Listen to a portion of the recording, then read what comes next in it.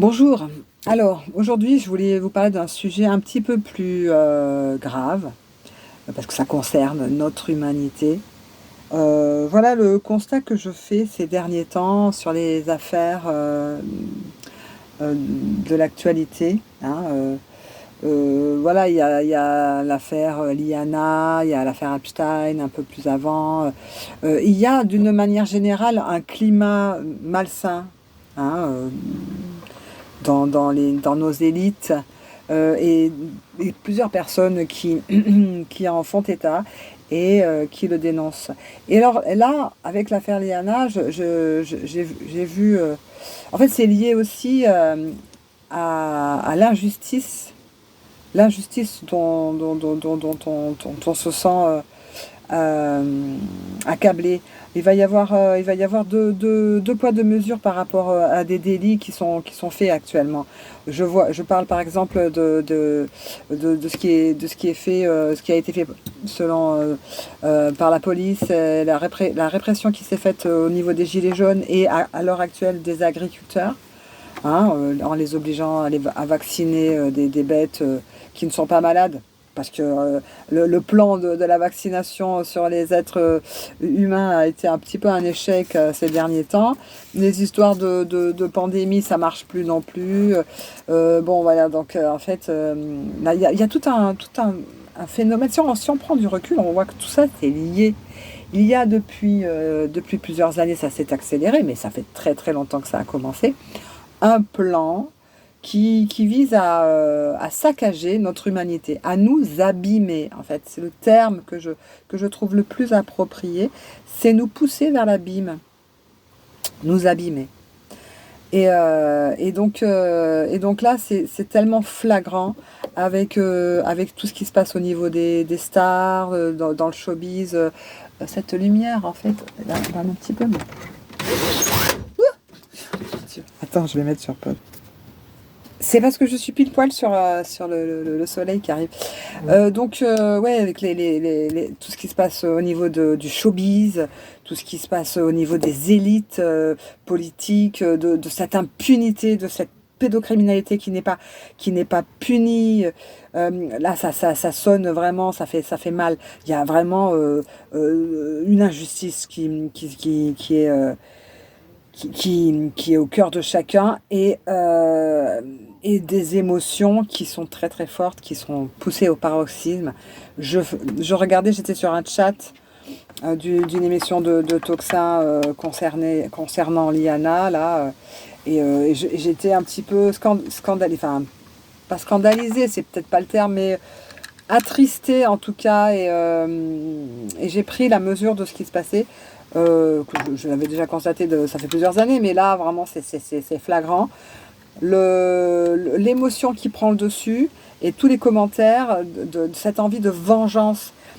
En fait, l'envie de justice qui se transforme en envie de vengeance, ce qui n'a rien à voir. Et donc ça c'est l'émotion. C'est l'émotion qui est manipulée. Et j'ai essayé de contrecarrer avec un peu moi aussi des petits messages. Bon, j'ai vite vu que ça a agacé plus qu'autre chose, certains. Mais en fait, je pense que c'est important de le souligner. C'est pour ça que je fais cette vidéo. Parce que là, en fait, il y a on se méprend. Il y a une méprise. Une méprise. Là, je vois que les idées de retour, de la demande du peuple de remettre la peine capitale sur le devant de la scène pour les pédocriminels. Mais si c'est pour les pédocriminels, après, ça va être pour d'autres trucs, hein, bien sûr.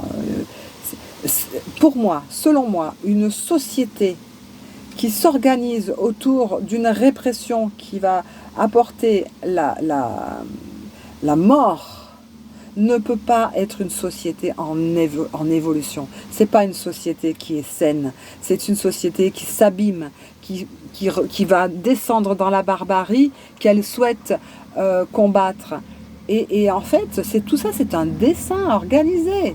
C'est une manipulation, ni plus ni moins. Parce qu'en fin de compte, s'entretuer d'une façon étatique, donc avec la justice, ça va servir ces gens-là qui nous gouvernent et qui ne sont plus humains en fin de compte. Ce que j'appelle moi l'humanité, c'est justement quelque chose d'évolutif et qui ne demande qu'à s'élever. On voit bien à l'heure actuelle qu'il y a deux routes comme ça que moi j'emprunte chaque jour, que je vois ces deux chemins. Puisque il y a 15 jours, j'étais dans un festival qui s'appelle le Mantra-Joie dans les Cévennes, où il y avait allez, 1 millier de personnes à peu près, dans une joie, dans un amour, dans un élan de compassion. C'était merveilleux. On se connaissait pas. On est tous là pour être bien et tout le monde avait la banane, tout le monde chantait et dansait et sortait des émotions tellement gratifiantes qui élèvent les vibrations et qui nourrissent la noosphère de cet élan d'amour. La semaine d'avant, j'étais dans les rencontres scientifiques, science et conscience. Et là, c'était vraiment chouette. C'était un petit quelque chose, c'était pas un truc, c'est pas le colloque qui a lieu à Paris au mois de mars, où j'aurais tellement aimé être. Mais c'était similaire, avec des scientifiques, des journalistes scientifiques, des gens qui ont écrit des bouquins, et un public conscient que nous sommes des êtres en devenir. Et là, j'ai rencontré Patrice Van Hersel qui a écrit des bouquins extraordinaires que j'ai adorés. Donc j'ai acheté son dernier livre et je me le suis fait dédicacer. Le soleil est-il conscient? Et donc en fait, dans ces 2 jours, 2 jours et demi, 3 jours de colloques et de rencontres, science et conscience se donnant la main, c'est ce qui se passe. Hein, ces 20 dernières années, on en a vraiment tous les jours une évidence et une preuve. Il y a de plus en plus de scientifiques qui vont rejoindre le spirituel par la science. Donc en fait, moi, j'ai plutôt fait le chemin inverse. Je viens serrer la main de la science par le côté spirituel, mais les deux sont étroitement liés. Et on fait la constatation que autour autour de notre planète, dans les différentes couches d'atmosphère, il y avait Théard de Chardin qui parlait de la noosphère, cette espèce d'atmosphère qui va engranger toutes les émotions et les apprentissages de l'humanité. Voilà, ça c'est hyper important. On prend conscience de ça et on touche du doigt la façon de l'exprimer scientifiquement. Donc voilà, je voudrais attirer l'attention des gens qui vont regarder cette vidéo. Si vous la regardez, c'est que vous êtes intéressés par le sujet. Et je trouve pas que ça aille vraiment dans le bon sens que de réclamer à corps et à cri de rétablir la peine capitale ou la répression de plus en plus forte pour certains délits. C'est pas ça qui est important en fin de compte, c'est d'essayer de créer une société. Basons tous nos efforts, basons notre énergie sur la création d'une nouvelle société avec des nouveaux codes plus humains. Essayons de contrecarrer ce dessin qui est fait depuis des centaines d'années, pour ne pas dire des milliers d'années, par l'élite qui s'est mis élite elle-même de notre civilisation, qui veut se servir de notre potentiel extraordinaire qu'on a en tant qu'humain. Et on en touche maintenant un petit peu cette valeur vibratoire et énergétique que nous avons. Et là, il y a d'un côté l'éveil de cette humanité vibratoire qui prend conscience que nous sommes en devenir, comme il était dit dans ce conte amérindien, le 5e rêve. L'être en devenir, l'humain n'est pas encore abouti. Il est en train de devenir humain. Et c'est pas en s'abîmant dans des émotions de revanche, voilà, de compétition ou de voilà, tout ce qui était sacré est en train d'essayer d'être saccagé d'un côté, mais revenons, essayons plutôt de remonter tout ça, plutôt que de constater en s'émeuvant et en disant avec une soif de vengeance et de sang. Parce que ça va pas aller en s'améliorant. Ce qui peut nous nourrir et nous élever, c'est plutôt la compassion et comprendre ce qui était dit dans les écrits sacrés qui ont été rapportés par les différents messies qui ont jalonné les civilisations, notre histoire spirituelle et religieuse qui sont entremêlées. Bien sûr qu'il faut faire la différence entre ce qui a été fait avec la religion, mais ce qui était à la base dans la spiritualité. Et quand une personne comme Jésus dit « je tends l'autre joue » ou « tendez l'autre joue », c'est pas comme ça a pu être compris. Ouais, non, c'est trop bon, trop con. Non, c'est trop puissant. Vous ne m'atteindrez pas.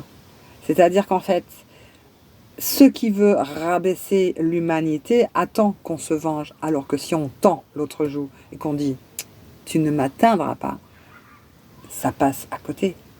Donc en fait, ne nous abîmons pas dans des faits divers sordides. Et quand je dis faits divers, ça ne veut pas dire que j'essaie de limiter l'horreur que sont les dernières actualités. Mais c'est fait, tout ça est fait pour attiser en nous des émotions de vengeance ou de déni pour certains. Enfin, voilà. Donc en fait, ne rentrons pas dans ces pièges. Ça ne va pas nous élever. Ce qui va nous élever, c'est des sentiments de pureté, d'amour. Et c'est vrai que construire une nouvelle humanité, c'est beaucoup plus compliqué que de pousser des coups de poing et des coups de pied pour essayer d'abattre ce qui est encore à abattre. Ça va s'écrouler tout seul de toute façon. Par contre, ce qui est important, c'est de créer quelque chose de nouveau pour faire une espèce de terrain d'atterrissage pour tout ce qui va se passer après, quoi. Donc en fait, allez plutôt chercher au fond de vos cœurs toute la puissance de votre compassion pour les familles des victimes, plutôt que d'essayer de se venger sur des coupables qui de toute façon sont perdus. Et on ne peut plus rien pour eux. Mais essayons de ne pas nous abîmer et de tomber avec eux. Essayons plutôt de faire un tissu humain vivant et vibrant en nous élevant avec des émotions beaucoup plus fortes d'amour et de compassion plutôt que de sombrer dans des choses de haine, voilà, parce que ça crée des mauvaises vibrations et ça rentre dans la vibration noosphérique qui va créer un futur. Quand on pense à un futur lumineux, comme le décrit Philippe Guimand, ou quand on sait qu'on a en nous la capacité de nous élever, de nous dépasser, de nous voir et de nous tirer vers le haut, on fait plus ça. En fait, voilà. Quand on est dans la création d'une nouvelle civilisation, c'est compliqué. C'est un travail de chaque instant, dans nos actes, dans nos pensées. Bien sûr que moi, je suis pas non plus une sainte. Hein. Il m'arrive d'être en colère, il m'arrive d'avoir des paroles un petit peu qui dépassent mes pensées, mais j'en prends conscience et je rétroactive. Et je nourris le plus possible des activités qui vont m'élever en vibration. Et autour de moi, je vois que mon rayonnement... je sens les vibrations, je sens ce que je peux produire comme avec un sourire. En fait, on change tout ce qui se passe autour de nous. Tiens, qui c'est qui passe là?